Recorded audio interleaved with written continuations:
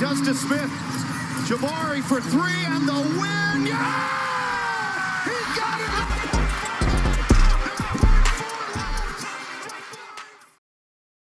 We are here to fuel Rockets News. This is the Rockets Fuel Podcast. Of course, I'm your host, LaShar Binkley. I want to give a quick breakdown of the Rockets' huge win, their biggest win since the 2019-20 season in the bubble against the Lakers in Game 1. We all remember that game and remember what happened after that. But I want to give a quick breakdown. So as you see, I have a little bit different setup here. I have a microphone, but I was just too excited not to talk about this game before I went to bed. So definitely want to give a quick breakdown. Jalen Green was the number one reason why the Rockets won this game. They have won 10 in a row.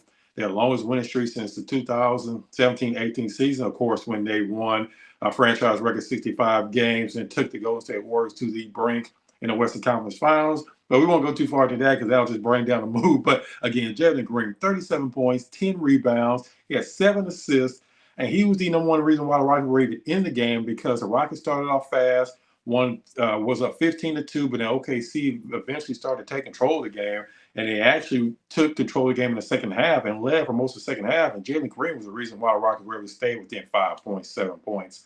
Then eventually was able to take the lead late in the game, and Jalen Green was doing it all. He was scoring from all over the court. They tried to double team him. Probably the first time I've seen them double team a Rockets guard since the James Harden days. They were double teaming as soon as he was coming across midcourt.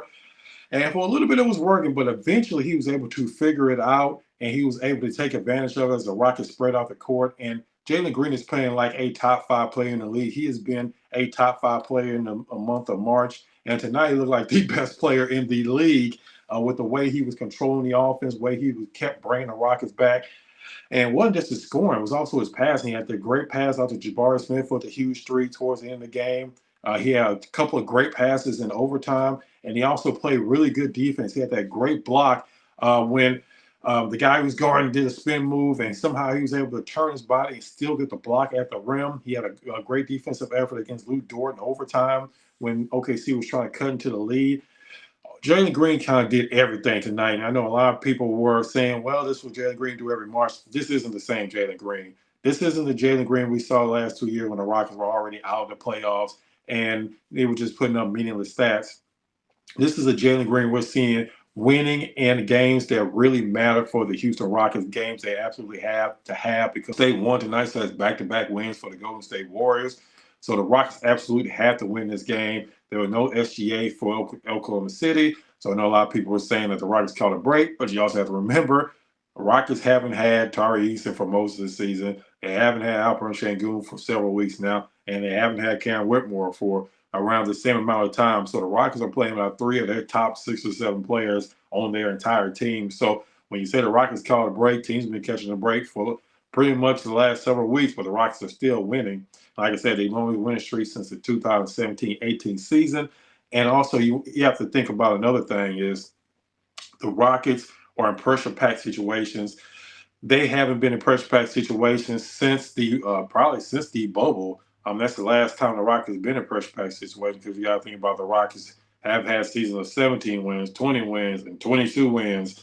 And to think now that the Rockets, who were at the beginning of March, were 7 games out of a play-in spot, and pretty much everybody that gave up on the Rockets making up of the playoffs. But somehow now we are literally 3.5 weeks later, the Rockets are still only 1 game behind the Warriors, and they have the Utah Jazz coming up on Friday, a team that's pretty much tanking at this point.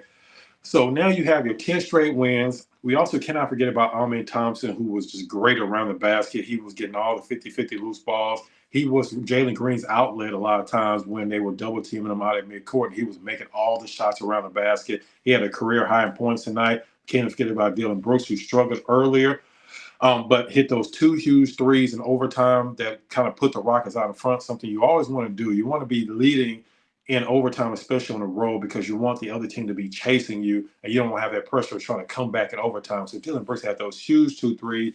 Jabari had the huge 3 at the end of regulation. He had the huge 3 in overtime. So he stepped up, even though he was in foul trouble for most of the game. It was a complete team effort, but again, Jalen Green is the number one reason why the Rockets were able to pull off this game. I haven't been this hyped for a game since that bubble game back in 2019, 2020. to where I was almost screaming at the TV, something I hadn't done in a long, long time. So that's how exciting this game was. And just to think about the narrative that was forming at the beginning of this month and back in February. Pretty much the narrative, especially around trade deadline time, was that let's trade Jalen Green for, and I'm not kidding you, there was names like Alex Caruso. It was names like even Marcus Sasser. Um, People were throwing out all kinds of names because Jalen Green did struggle for most of the year. Let's be fair. He was struggling on the offensive end. On defense, as a playmaker, he had already proved throughout the entire year. But on offense, yes, he was struggling. But man, the narrative has completely changed. And I promise you, and I'll just say this as my PSA for the night, it's okay to say I was wrong about Jalen Green. You don't have to give a whole soliloquy about why you were saying what you were saying about Jalen Green. It's fair. It was fair to criticize him. I'm not saying anything about the people that's criticizing. I was saying about the people that were going overboard with the criticism to the point where they were saying the Rockets should just get rid of Jalen Green for anybody because he's literally bringing down the team. And people were saying this. A lot of people were saying this. A lot of big accounts were saying this. Not going to name names because everybody know who they are, but the fact that Jalen Green has completely flipped the script and is now playing like one of the best players in the entire NBA is amazing. Let's also get this out of the way. It's not because Alperen Sengun's not in there, because he had great games before Alperen Sengun got hurt, and they were starting to figure out how to play together on the court. So it has nothing to do with Alperen Sengun. Yes, they play a different style when Sengun's not there, but Jalen Green and Alperen Sengun can coexist on the same team and can thrive on the court at the same time. So let's just get that out of the way right now. But the fact that Jalen Green is just consistently not just putting up points, but he's playing great defense. I think that's something people keep forgetting about is the defense he's playing. He's playing the type of defense that you would expect from an all-NBA defender at points. Will he ever be an all-NBA defender? Probably not. But he will be a good enough defender where now teams are trying, okay, so he was trying to pick him out in pick and roll situations, trying to get him on certain people, and he was still holding his own. In the past, you could take advantage of Jalen Green, especially on backdoor cuts because he wasn't always paying attention. But now Jalen Green is starting to put it all together, and you have to give all the credit in the world first off to Jalen Green, but you also have to give credit to Ime Udoka, who pretty much broke him down to the ground and has built him back up to the player that you see now. And I think this is something that's going to carry on maybe into the play-in if they don't make the play-in, but would carry on into next season. And you got to remember, Jalen Green's only 22 years old, and he's out there putting up remarkable stats this whole month of March. And the way he's playing, he's probably going to win Player of the Month. And the thing about Player of the Month when it comes into the season, they factor in March and April. So you just have to keep that in mind. But the way he's playing, my God, I haven't seen that level of guard play from the Rockets since the James Harden days. This is the type of game with James Harden. And I think, a lot of people are mad because of the way James Harden left. But this is the type of thing you used to see from James Harden on a 90 basis. That's how amazing Harden was back in his prime. But Jalen Green is absolutely the number one reason why the Rockets have won 10 straight games. And he is putting the team on his back. And I think he needs to get all the credit in the world because he took a lot of slander. I mean, a lot of slander. And I was always one of the ones where I was like, be patient. I said that if you think about it, this is his first season in a constructive team environment, because you think about before when he's playing AAU ball, high school ball, he was always the best player. So they would just say, roll the ball out to him and let him go play. His first 2 years here, the Rockets weren't really playing for anything. So again, it was just roll the ball out, let him do whatever. Now he's in his first year with a actual team structure, a team that actually has a chance to win. And that's why I was trying to tell people to be patient, because this is really year one of Jalen Green's development. And now you're starting to see it really pay off because he's starting to pull it all together.